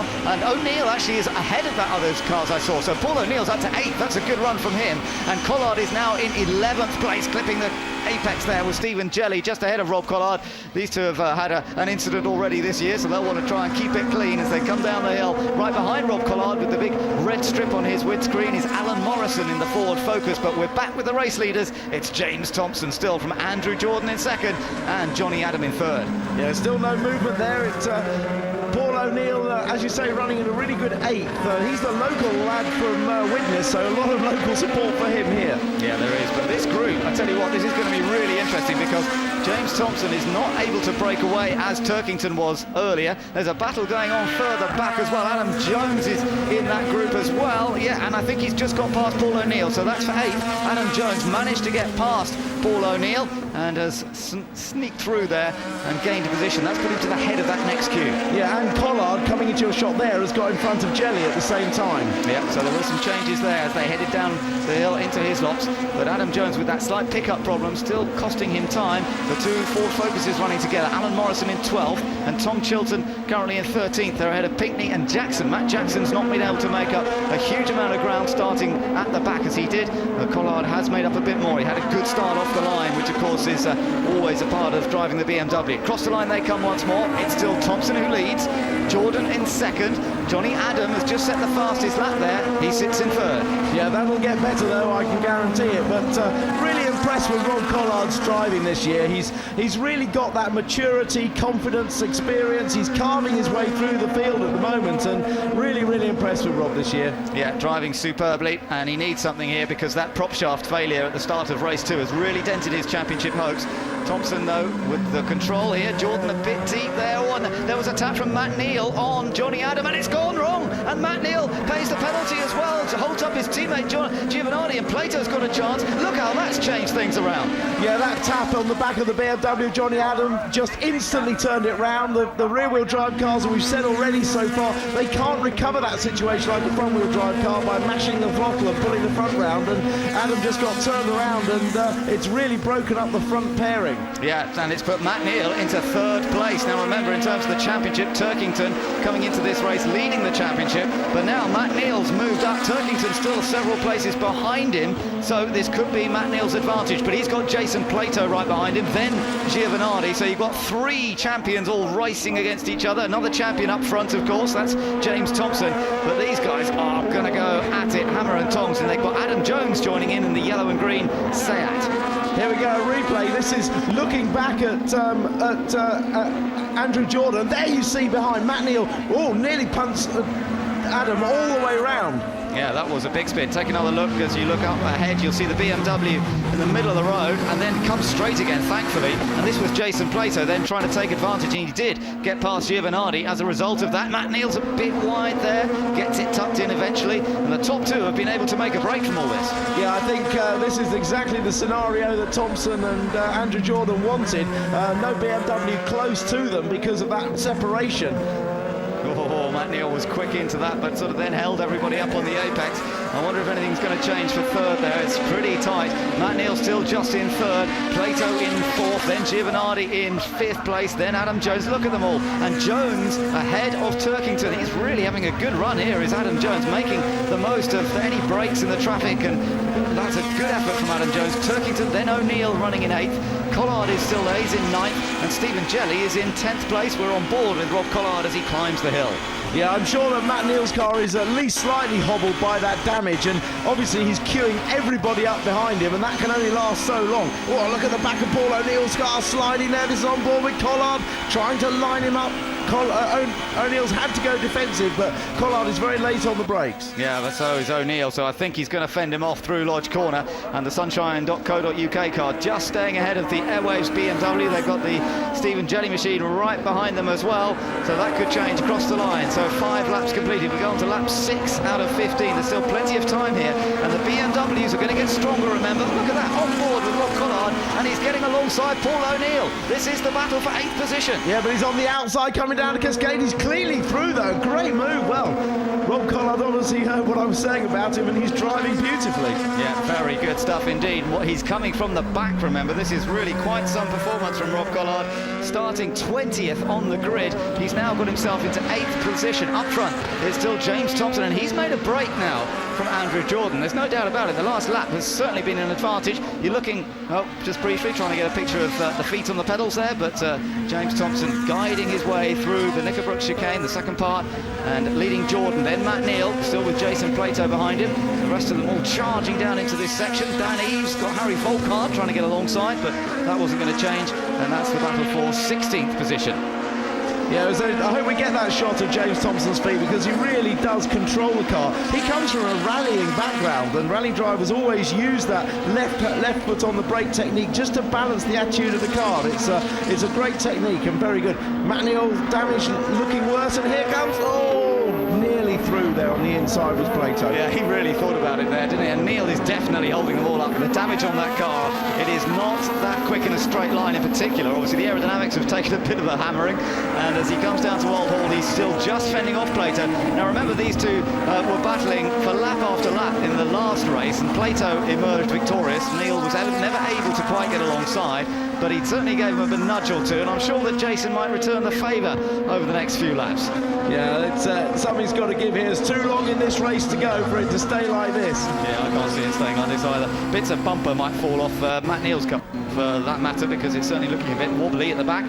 On board with Jason Plato as he comes down to the hairpin into Island Corner, and that was neat and tidy, no contact on that occasion. Don't forget that Plato still got Giovanardi breathing down his neck. Up over the hill they come, and fantastic crowd. Collard and Turkington getting together! Oh, Collard, that was so dangerous. He was moving across on Turkington, and to be fair, I think Turkington probably backed out the throttle a little bit, but that was very nearly a big off. Yeah, that's another place gained by Collard, though. He's certainly being aggressive, but that's got him into 7th position now, ahead of Colin Turkington. So Collard's climb continues in this race, having started towards the back. Take another look at it. Yeah, Collard starts to move across to defend into Nickerbrook, but he's not in fact passed all the way. And well, it's very good driving really by Turkington not to spin him out there. Yeah, just backed off enough. Meanwhile, Matt Neal still holding on to 3rd from Plato. Here comes Matt Jackson down the inside of Stephen Jelly. That's taken 9th place, I think. So I think Johnny Adams dropped back a little bit over the last couple of laps. So Johnny was involved in that accident at the start of all this with Matt Neal. I'm sure he's had some damage. He got hit out the back and then knocked straight again at the front, so probably some damage to the right front. Who was that running wide? I think it might have been Jones. We'll have to take a look back. They got away with it, I think, but Jones coming under pressure from Collard in the background now. There's the battle for 3rd, so it's Matt Neal 3rd, the blue car of Plato 4th, then Giovanardi 5th, but behind is Adam Jones versus Rob Collard, and it's Collard who's certainly been making up the places, and Jones goes wide. Here's another chance for Collard. Yeah, straight through on the inside, nips past, gets in front, and thank you, that's another place gain. Yeah, he only just manages to nip back inside, actually. He followed Adam Jones deep on the brakes and nearly couldn't turn it, but just at the last minute he managed to get some front end bite and come underneath. Well, this is an amazing drive by Rob Collard. Can he keep it up? Can he now catch Fabrizio Giovanardi and put these guys who are battling for 3rd under pressure? Just to remind you, it's still James Thompson leading this race, 1.3 seconds his advantage over Andrew Jordan in 2nd place. Matt Neal there in 3rd with the damage to his car, followed by Plato Giovanardi, and now it is Rob Collard who's getting closer and closer to them. That's the gap between 1st and 2nd. I think Tomo will be pretty happy with the way things are going here. Yeah, it's absolutely what he needed. He got the start, he got a little break courtesy of Matt Neal's interaction with Johnny Adam, and his closest BMW challengers are some way back. Yeah, Turkington doesn't seem to be able to put in the sort of pace that he was in that the first 2 races, which is a bit odd. Might have picked up some damage in the early part of this race. Matt Jackson comes through. He's just lost a place to Stephen Jelly, despite having fast his lap a lap or so ago, several laps ago. In fact, Matt Jackson's lost a place there to Stephen Jelly, as we're battling still for 3rd here. But look behind this battle, because now Collard is right behind Giovanardi, and that's where I'm going to watch, because look, there's the BMW now beginning to move to one side, and the Italian will be a hard nut to crack. Well, you can tell Rob Collard's a hot rod racer where they reverse the grids and you have to come through from the back, because he's doing exactly that. I mean, this is a fantastic performance right from the very back to be amongst his leading group without the benefit of any safety car, remember. He's just driven to the front. Yeah, so far that's what he's done, but can he get past Giovanardi? Well, he had to think about it, but he wasn't quite there. So sensibly, again, using that more maturity that we're seeing from him, he goes for it when the opportunity presents, but and that was a little mistake from Giovanardi ahead of him. That would have cost a fraction of momentum. This is giving Rob a good run. Yeah, it is giving him a good run. He's probably got slightly dirty left-hand tyres away as well, which may make him a little cautious. There's a slide. As a result of the dirty tyres, Rob's trying to get a run at him through. He's still sliding wide, Giovanardi, but he's held it well. Yeah, he has held it well. That should have been a chance for Collard, but he couldn't quite capitalise on it. And so he's still in behind him, although Giovanardi deep into Lodge breaks so late, doesn't he? And Collard gets the better exit. Well, yeah, it really looked like Giovanardi was braking too late there, and you can see he's losing a lot on the exit because he's lost momentum. Yeah, and almost nudging the back of the yellow Vectra, and a great oversteer correction from Giovanardi. Look at them both on the grass. Wonderful, wonderful driving. They're both absolutely flat out here and just about maintaining control. Well, don't say these guys don't earn their money. Just look through the windscreen at Giovanni's hands. They're like lightning across that wheel. Yeah, that was a great recovery. Good piece of car control. But he's still got Collard with a potentially quicker car. There's no doubt about it. The BMW's come into their own about half distance. We're just over half distance, and there's a chance again. Can he get alongside? Yes, he can. And Giovanni this time is the one who runs too deep. Well, Giovanni's been out braking himself the last few corners, and he's done it there and given the position up to Rob Collard. Collard is now in 5th place. He started in 20th. That is remarkable. He is now into 5th position. This is one of the drives of the season from Rob Collard. Well, I really hope it keeps going because, you know, he'd already be my driver of the day. I love to see good racing, and as I said it before, this is without the benefit of a safety car. Yeah, that is amazing. So let's see if he can continue the progress. The next one he's got to try and catch, of course, is Jason Plato. James Thompson still leads. There's 2nd place Andrew Jordan, 3rd for Matt Neal. There's Neal with the damage to his car. Then it's Jason Plato and the Silver Line Chevrolet. But then it's Collard, who's come all the way from 20th place. Behind Collard is Jones. He's in that little group behind Giovanardi, and then Turkington. Let's just see this once again, coming into the hairpin. This was. He just look, 2 hands on the wheel, tugging it round, but the car just won't turn at the speed it's going, and Collard just stops the car perfectly, dives up the inside. Thank you very much. Yeah, made it look very easy. It was relatively, by touring car terms. And now he's got to chase after Jason Plato. 1st and 2nd come through cascades. There's 3rd and 4th. And fastest lap still belonging to Matt Jackson on that 3rd lap of the race. Jackson, by the way, still down in 11th, having briefly getting into 10th, but he's back down in 11th. Giovanardi, Jones and Turkington going wheel to wheel here. And Turkington's trying to regain that place. Meanwhile, James Nash is in, and looks like it could be the end. Yeah, of the race. he had problems with the gearbox in that 2nd race, and then when they fired it up, they found there was a problem with the clutch release bearing, so he wasn't too hopeful of completing this race anyway. But I still think it's been a fine debut for James Nash this weekend. Turkington still carrying ballast, of course, in that Team RSE car, but doesn't seem to have been able to fight quite so well with it in this 3rd race, and he's now got his teammate bearing down on him as well. 2 of them chasing after the yellow and green Seat Leon as they come up the hill and up towards Druids Corner. Behind them is Paul O'Neill in 9th position as well. Jelly passing O'Neill on that last lap, so I think he's down to 10th position now. And not too far behind them as well is Matt Jackson. He's in the blue Chevrolet at the back of the group. Meanwhile, following Jones, Colin Turkington. You can see the bash in the rear bumper there on Jones's car, but I don't think that's going to cause him too many worries. I tell you what, Rob Collard isn't finished yet. He's already onto the back of Plato and Neal, and he sets the fastest lap of the race on that lap, 1:28.9. Wow. 28.1. That's amazing. Nash rejoins right in front of the leaders. That's just going to mess things up, and Collard's already passed Plato. Collard's just gone fastest lap, and he's gone past Plato. Collard is in 4th place. He's on a mission, an absolute mission. I wouldn't be surprised if he gets, well, here we go, across the start-finish line, and he's obviously got a better run. Plato, I don't think, is expecting it, and a big dive down the inside, and a really peach of an overtake there into Old Hall. That was perfect. When you've got a great run going, you just want to get somebody before you've had a chance to even think about it, and that was perfect. And now he's closing up on the Vauxhall of Matt Neal, of course, which has been struggling a bit for pace anyway, and no doubt this is a real chance for Collard to perhaps get on the podium. Well, yeah, not only on the podium, but Andrew Jordan and even Thompson there are not that much further in front. That's true. We've had 11 laps. We're on lap 12 out of 15. So has he got enough time? That's the question. Fastest lap by Rob Collard. There's the confirmation. Absolutely superb lap last time around, and that just shows you how the BMWs are working so well in the heat here that they can set a fastest lap after this many laps. And here he goes then. He's on the attack. Is he going to dive to the inside last moment into Lodge, or is he going to save it up to the next corner? Well, he's working to get exactly the same move he did on Plato by getting a really good exit after Neal's defended, but I don't think he's quite timed it well. He might have done.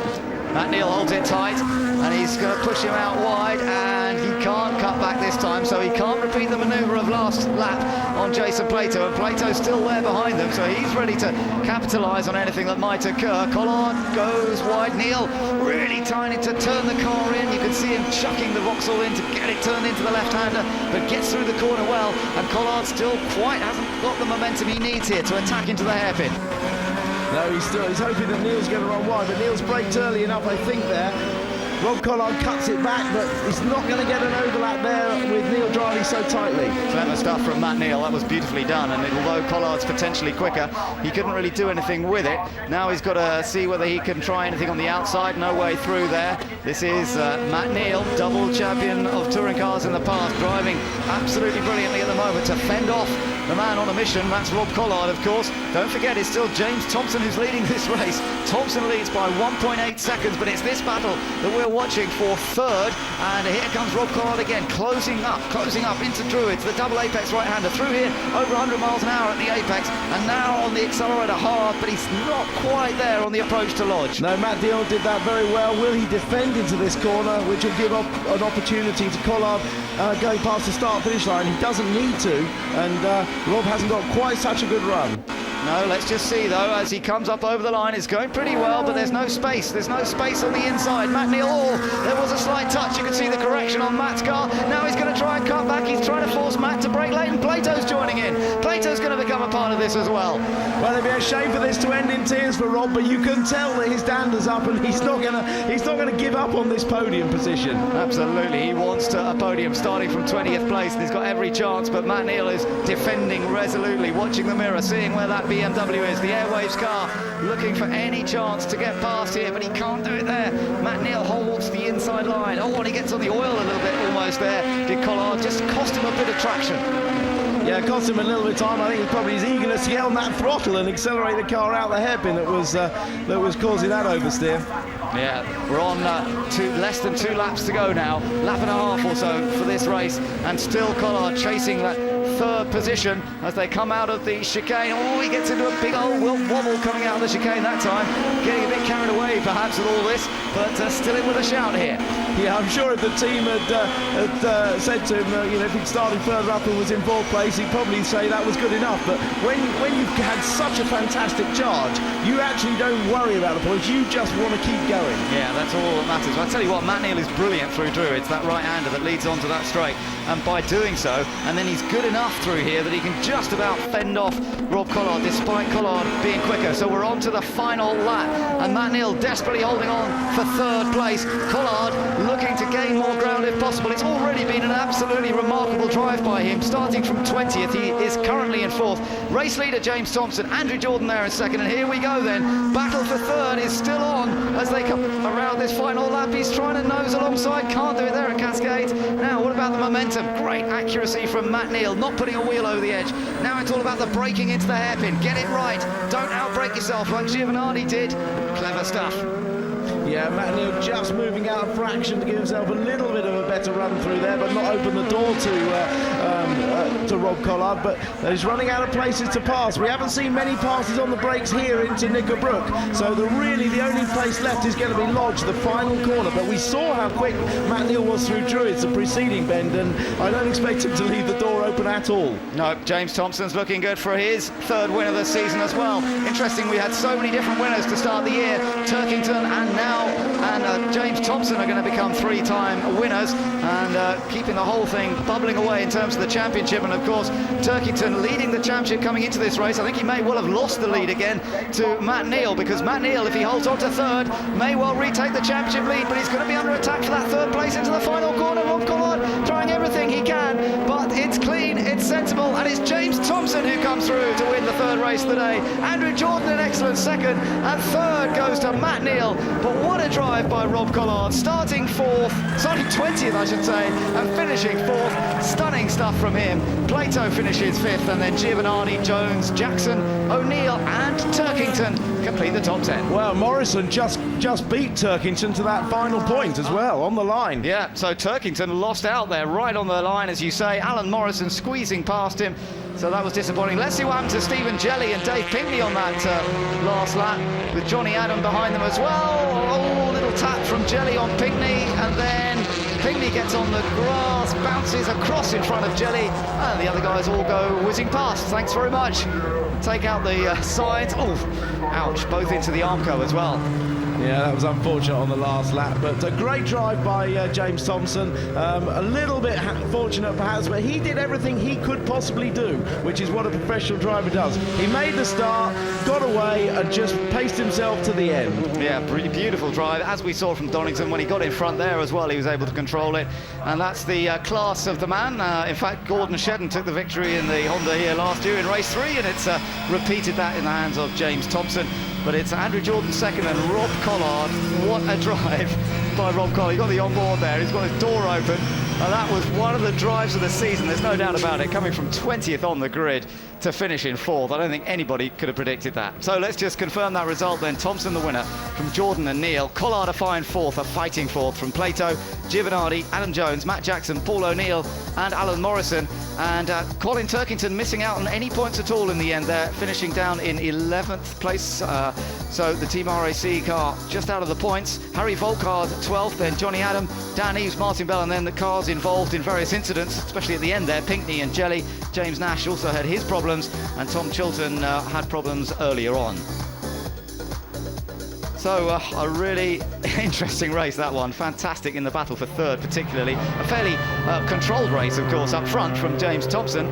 Wasn't too much battling for him to deal with. And Andrew Jordan, I think, will be delighted. That matches his best ever result in British touring cars. He's had a 2nd place this season already with Vauxhall, and that was actually what Vauxhall needed more than anything. An absolutely solid performance from the youngster. He delivered there, with Matt Neal doing a fine job of holding on to 3rd. So Vauxhall might not have had their best day, but they've come home with a double podium finish at the end of it, on the day that Fabrizio Giovanardi also celebrated his 100th race in British touring cars.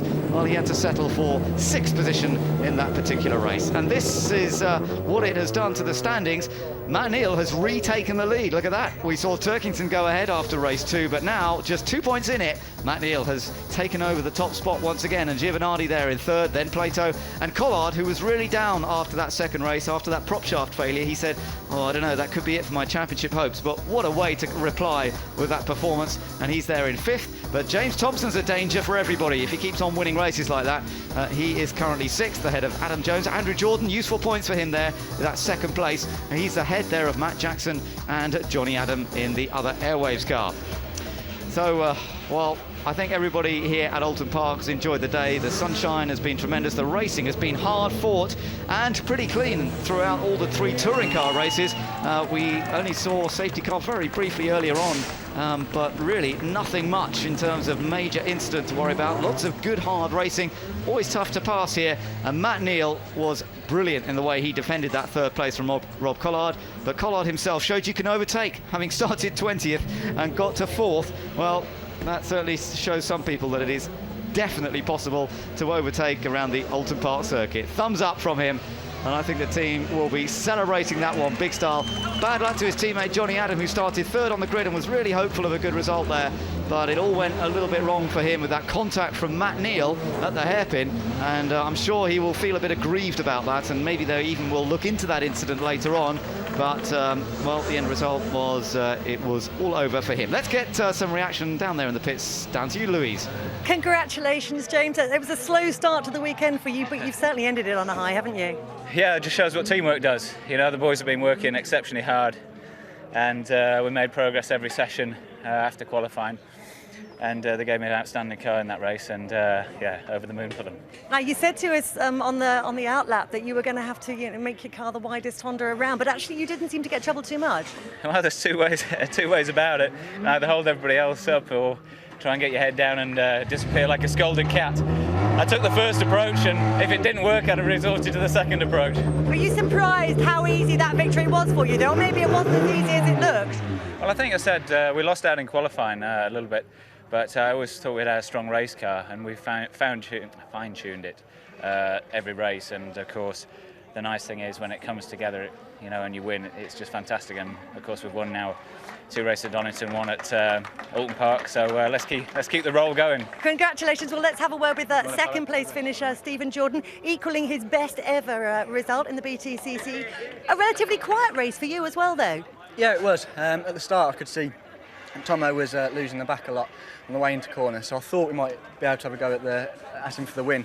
But then he just started gapping us a little bit, and once I knew that, I just started then to look after the tyres a little bit, because I could see the the lot behind were fighting a little bit, so I thought we'll just settle for a second, because it hasn't been the easiest of weekends. So if you had said at the start of the weekend you could go away the second, I'd have been chuffed a bit. But you know, as I say, it hasn't been an easy weekend, and everyone at Triple Eight's really worked hard just to try and improve the car a little bit in little stages. But great result for everyone at Pertec, CBT and Triple Eight. And your teammate on the podium as well, and that was an interesting race for you. I mean, you spent the last race battling to get past. You spent that race looking in your rearview mirrors the whole time, didn't you? Yeah, Rob was coming on strong at the end. I had a bit of a thing with Johnny early on, which was really regrettable. I put my nose up the inside and he turned across on the BMW line, and then I sort of half turned him, and then I tried to push him straight to get out of it, and so I don't know what happened to him after that, because it was all kicking off at that point. And then Jason was giving me a hard time for a bit, and then Rob came through in the last 2 or 3 laps for a real touch and go. Just sum up this weekend in terms of the result for the championship. Character building. It's, you know, we're going to have good weekends, we're going to have tough ones, and Colin's had a great one this weekend, Jason's had a good one. Fab and I have not had so pretty mediocre ones, so we will come back fighting, no worries. Well done, we'll see you next time round, and let's go back